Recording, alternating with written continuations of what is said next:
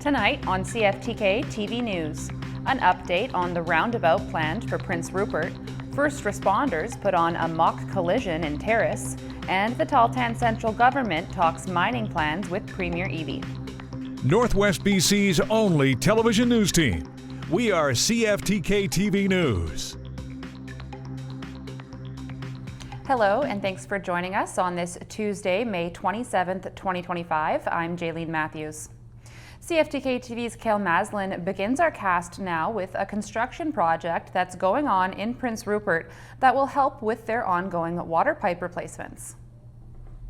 The city of Prince Rupert is dealing with a couple of construction projects at the moment, and while the replacing of their long outdated water and sewage distribution systems has understandably taken up much of the attention and headlines, another major bit of work that is set to come to fruition before long is the creation of a roundabout in the middle of the intersection at 2nd Avenue at McBride Street on Highway 16. But as it turns out, not quite everyone in the area is on board with this particular project, and Prince Rupert's Mayor Herb Pond spoke about why that may be the case, in addition to highlighting some benefits from the project that people wouldn't expect to get from it on the surface. People are obviously of divided minds, both about the roundabout itself. You know, some people think they're great and some people don't like them at all, and that's fine. There's also some misunderstanding around, you know, why when water and pipes and all those things have been such a high priority for the city, why people think, why would the city spend that kind of money on a roundabout? And the reality is the city's not spending any money on a roundabout, but the process of doing the roundabout is actually giving us about $8 million worth of water pipes work. When they do the roundabout, they have to dig down and do the pipes that lie underneath. And those are very deep pipes, very, very expensive to reach. And so one of the bonuses for the people of Prince Rupert, whether you like a roundabout or not, is that the provincial taxpayer, so shared amongst 5 million people instead of 12,000 people, is going to be $8 million worth of work there that advances the water project. Pond also expressed his belief that the roundabout will be a great addition to the area, although the actual construction of the roundabout will be handled by the Department of Highways. The mayor then went on to list some other good things that should come out of the creation of this project. It's going to create a real central focus, whether you're coming down McBride, whether you're coming up from the waterfront, whether you're coming down 2nd Avenue. We have the potential to do a really amazing piece of art in the middle of that. It'll give a better view of the courthouse, and it will absolutely improve pedestrian safety. Instead of having to cross 4 lanes of traffic as you do today, and there's been a lot of near misses in that intersection. It will provide much better opportunity for pedestrians to make their way through that area. While work on the project has officially begun, it's not that noticeable at the moment, as it's mostly of the surveying variety. But as for when it might be properly completed, the province of BC has estimated that it should be finished by the fall of 2026. For CFTK-TV News, I'm Kale Maslin. First responders from Terrace and Thornhill came together Monday to put on a presentation of a mock accident. Take a look. First responders worked with the Caledonia drama students as a team to put on a mock collision demonstration Monday. Basically to show the effects of at-risk driving, so drinking and driving, texting and driving, and the complications that can come with that. We organized this multi-agency mock collision to try to bring awareness towards the danger of high-risk driving, whether it be impaired driving, not wearing seat belts, distracted driving, especially within the youth because they're such at-risk people. So we wanted to get this together around grad time because that's when we see the unfortunate fatalities or serious collisions that change the direction of people's lives or end them, and to try and prevent that, to be more preventative than reactive. Chief Brousson says the event took about 6 months of planning. The RCMP, ambulance, and myself with the City of Terrace Department have been talking about it and planning it. This required off-duty members from BC Ambulance, from police, as well as the fire department to come in, and everyone worked together, and we were able to show kind of how when the time is really needed, everyone comes together and a smooth working relationship can happen. Sergeant McLaughlin says students got a very accurate portrayal of a real accident scene. We show up and we're there to do our specific roles, but obviously during these, people need extra help. So we help out where we can, whether it be fire with ambulance or police, just keeping people under control. And it was a very good depiction today of what actually occurs at one of these. My role was to be an intoxicated passenger in one of the vehicles. One student called the experience an eye-opener. Like not to drink and drive, and like how dangerous it is, and like how many people would die if you drink and drive. It definitely gave me a hands-on perspective of how like loud and intimidating it can be, and definitely how scary it would be for someone in that situation. And not only did the students get an example of a collision, they got an example of first responders in action. Well, that would be my hopes. I use this, I believe it's a great proactive way to show kids the danger, but I also look at it that they can showcase what we do and the cool jobs that all of our agencies do. Chief Broussard says the best way to learn about the job is to come in and ask about it. I would say come into the department, BC Ambulance, to the RCMP detachment, into the Terrace Fire Department, and sit down and talk with the members. Ask them their experiences, why they like the job, what drew them into the service. And for myself and for all of us, I know it's the passion and the commitment to not only the residents, but it's a calling. It's a calling that we all kind of feel very strongly about. And sit down and talk with the people that have done it, pick their brains, and maybe it's going to be for you. For CFTK-TV News in Terrace, I'm Jaylene Matthews.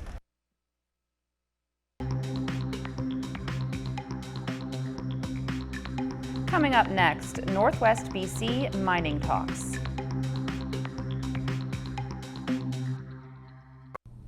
Members of the Tahltan First Nation are working with the BC government on a plan to invigorate mining projects in the region. Here's CTV's Penny Daflos. Well-paying mining jobs have been a cornerstone of the economy in northern BC for decades, and there could soon be more. Our province will be the economic engine of the new Canada that emerges from this moment of global instability. In front of an audience of industry groups, business leaders, and First Nations, David Eby sketched out a plan to speed up approvals for mining projects. Well, I like what the Premier's talking about, the economic development. We want to see the economic development for all, for BC. These Indigenous leaders are pleased with Eby's vision. This work has been happening for a long time, and I'm very grateful to see that, that the province has begun recognizing this. Right now, communities in the Tahltan Band's territory are struggling with high costs for essentials and scant services. We're asking to make our lives a little bit easier and to see the benefits from resource extraction in our territory. We've been left behind there as well. We've seen billions leave our territory, and we have very little to show on the ground. It can take 12 years for a new mine to be approved in BC. These are the environmental assessment documents for one application by Seabridge Gold. The industry wants to hear more about the Premier's plans and has suggestions. It's about reducing the roadblocks in the regulatory process, permitting various pieces of legislative requirements concurrently. There's many ways we can do this, protect the environment and protect First Nations rights. One project, one review. Eby seems to be on the same page, insisting extraction to meet global demand for the critical minerals in electronics and batteries will benefit British Columbians and Indigenous communities without sacrificing environmental safeguards. It's a unifying vision to protect the air, land, and water while creating good jobs. My goal is to expedite that work so that business will move ahead with clarity. Nobody benefits from projects that are tied up in never-ending processes. With few details on the table, how that'll work is still unclear. Penny Daflos, CTV News, Vancouver. The BC Civil Liberties Association is urging Premier David Eby and his government to withdraw a controversial bill aimed at speeding up major infrastructure projects in the province. It says Bill 15 betrays the province's commitment to First Nations rights and was drafted in violation of the government's own Declaration on the Rights of Indigenous Peoples Act. The association joins a mounting group of critics who have voiced their opposition to the bill, including First Nations leaders and the Union of BC Municipalities. The province said the proposed bill is needed to speed up public and private infrastructure projects in the face of U.S. tariff threats, and Eby has said he is confident it will pass. However, Skeena MLA Claire Rattay says she won't be voting in favor. You know, if they brought forward legislation that actually wanted to fix those root problems of why it's taking so long to get things built in this province, we would have supported it. But instead, they're saying, you know, trust us, give us the power to make these decisions, and we'll just get moving forward on things. So with the energy one in particular, it's going to be fast tracking a bunch of wind projects and the Northwest Transmission Line. But the real concern there is that it's going to be bypassing environmental assessments for anything that Cabinet deems as being renewable energy. So obviously we have a fair bit of concern there. I know also that there's been a lot of pushback from First Nations. You know, this is a government that brought in things like DRIPA and are basically going, well, DRIPA in certain circumstances, but in this one we're going to bypass. I know they're saying that that's not what's happening, but that's effectively what's happening. They're not listening to First Nations and how this legislation affects them and how these projects are going to affect them.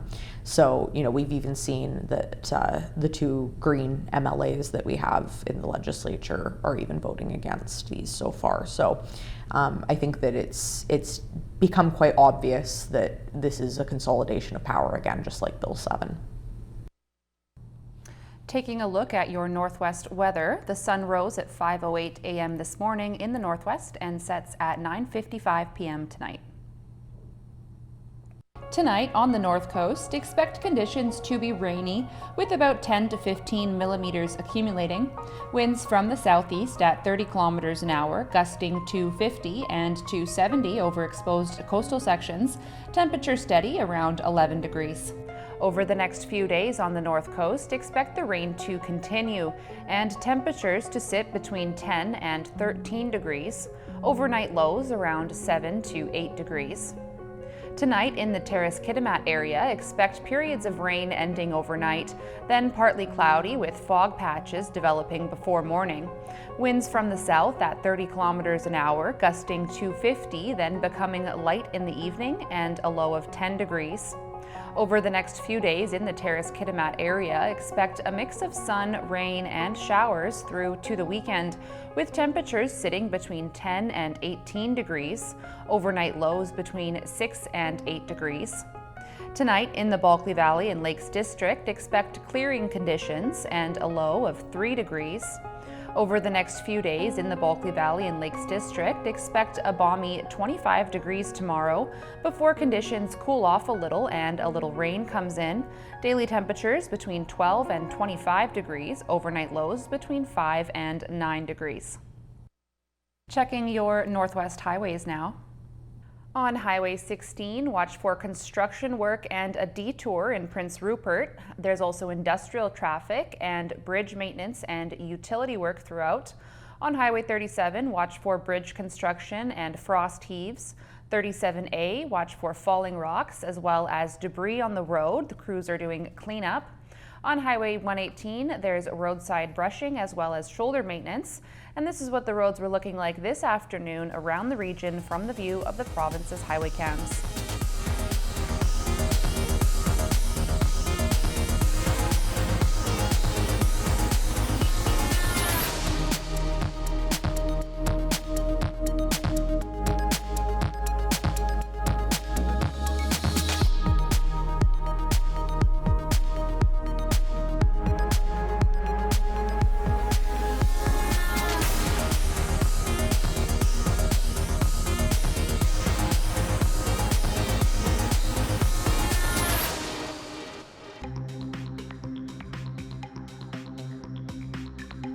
Still to come, a first look at our new federal parliament. We have a new speaker in the House and a new parliament. Here's CTV's Mike Lecouteur. In a tradition dating back centuries, Quebec MP Francis Scarpellegia feigns resistance to take his seat as the Speaker of the House. As he thanked members for their votes, he also asked for their cooperation in keeping decorum. I would remind members that we are at the beginning of a mandate in the selfish hope that you will afford me a little grace period. That sentiment also came from rookie MP and Prime Minister Mark Carney. I have much to learn from the members of this great House. I will make mistakes. I have no doubt that you will call them out for good reason. Because this House has rules. It has traditions. Traditions that former Speaker and current Conservative leader in the House, Andrew Scheer, knows all too well. Debates should be passionate. They should be lively. The lives of Canadians are changed by the decisions we make, and so it is normal that members get enthusiastic and fiery. When the stakes are so high, often the best thing you can do is allow the players to play a little bit. Now, the number of players has grown with 343 members of Parliament, but there is one less recognized party as the NDP failed to elect 12 MPs. And the government House leader confirmed those 7 members won't get official party status. In order to change that, it would require a broad consensus of the House of Commons, a consensus that I'm unaware exists as of this point. Interim leader of the NDP, Don Davies, says he's not looking for an exception, but he wants access to resources. These are all little privileges that are only afforded to recognized parties, but we should be able to get those because it'll help us do our job better. Part of that job is to scrutinize legislation like the Liberal middle-class tax cut and the bill to crack down on crime like car theft. All things that the government wants to get done in the next 4 weeks before the summer break. As Canadians feel the squeeze of rising costs, inflation, and the economy, many are struggling with debt and missed payments. Here's CTV's Pat Foran. Most Canadians know you should pay off your credit card bills each month, but only about 2/3 do. The rest carry a balance, which leads to added interest payments. The interest is so high, it's really a shame because we're all struggling. They want you to not pay it back so that you just slide down the hill. It's like a marble on a hill. I just pay it off one every month, whatever the minimum. Sometimes I pay a little bit more and keep it going like that. Now some Canadians are having trouble even making minimum payments. 1.4 million consumers missed a credit payment in the first quarter of this year, an increase of 146,000 over last year. It definitely is younger consumers, maybe even lower income consumers as well, where we are seeing those missed payments really rising. More consumers are also having trouble paying their car loans, especially younger people. Missed auto loan payments with consumers 35 and under increased 30% over last year. Canadians are also under mortgage stress, and many are searching for ways to lower their payments. 28% of homeowners switch lenders shopping around for better interest rates. Missed mortgage payments are also on the rise. We've seen on the mortgage side, particularly in Ontario, the missed payments levels are really so much higher than they were kind of 12, 24, 36 months ago. Home ownership remains out of reach for many people. A report from Desjardins found that while over the past 25 years, home prices have risen 320%, average disposable income only increased 110%. Credit counseling services say anyone who is missing payments should seek help before their situation gets worse. You're getting the collection calls, you're getting the legal notices, you're not really knowing who to turn to. Missing any type of payment can affect your credit rating and score, which could cause you to pay higher interest rates, and lenders may be reluctant to lend you money in the future. Pat Foran, CTV News. Turning to the markets now, strength in the utility, financial, and technology sectors helped Canada's main stock index gain almost 200 points. The Canadian dollar fell about 1/10 cent. The price of gold dropped $65.40. Oil fell 64 cents. Natural gas rose by 2 cents. Aluminum had no change. In Toronto, the TSX rose by 196 points. The Venture Index rose by 5 points. In New York, the Nasdaq rose 462 points and the Dow Jones rose by about 741. Still ahead, fundraising and healing through food.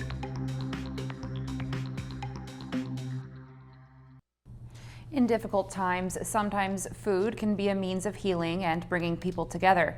And that's exactly what a community of chefs have done in the wake of the Lapu Lapu Festival tragedy. Here's CTV's Isabella Zavarisi. Fresh ingredients, precise plating, all for a purpose. It's really humbling to kind of see very, very talented, very generous and very supportive, this community of chefs that have just done this out of the goodness of their heart. 12 chefs created unique dishes to raise funds for those affected by the Lapu-Lapu tragedy. All it took was a phone call, a few texts, and in minutes, organizer Karen McSherry had rallied some of the city's top culinary talent. And the tickets sold out in 6 hours. It was amazing. But it's a testament to the warmth and the love we have for the Filipino community. Gourmet Warehouse in East Vancouver was packed Monday evening as guests sampled creations from chefs including Boulevard Kitchen's Alex Chen and Goldilocks Bake Shop's Maj Yi. It's really good. Yi's Ube Kahlua cake earning top marks from Vancouver Mayor Ken Sim. For Yi, this fundraiser was deeply personal. She was a food vendor at the Lapu-Lapu Festival, leaving just 2 minutes before a driver took 11 lives. She counts herself lucky. I just look at the positive, and this is an excellent way of giving back. One plate at a time, finding moments of connection and comfort. It is a disaster that needs care and attention and a long time to heal. So when we see our friends or we greet somebody, we say in Tagalog, "Kumain ka na ba? Have you eaten?" So it's all about welcoming people and inviting them into your home. The event raised $25,000 for Filipino BC as Vancouver lifts up a community still in mourning. Isabella Zavarisi, CTV News, Vancouver. Women who many years ago came together to celebrate the coronation of Queen Elizabeth II have now created a new chapter in their story. Here's CTV's Caitlin Wilson. A moment as symbolic as it is rooted in tradition. And for these women, it's another page in their royal fairy tale. It was really quite unbelievable. 50 ordinary high school girls from across the country, chosen in 1953 to embark on an extraordinary adventure to witness the coronation of Queen Elizabeth II. We wore them every day. A little blue suit that Philip sort of went like this, look up there, and that she looked up and saw us. What was planted during that 7-week journey went beyond royal pageantry. It sparked friendships lasting a lifetime. A bond at the heart of the documentary, Coronation Girls. I think friendship, one of the things about it is it's the purest of endeavors. And one really journeys into the heart of it without ever really knowing its destination. 2 years ago, 12 of the women reunited, returning to London. A journey orchestrated by the film's creator, this time to meet King Charles. A chance to feel 17 again, to relive the magic of a moment that shaped their lives. As magnificent as it was for me to see the Queen go by in her golden coach, for me it was more profound to meet him and talk to him. Another chapter unfolds, this time on Canadian soil. 3 of the women, now nearing 90, reuniting once again for a front row seat to a royal tree planting. Here we are. At the young age of 88. So you never know what's around the corner. Caitlin Wilson, CTV News. That's our news for now. Thanks for watching.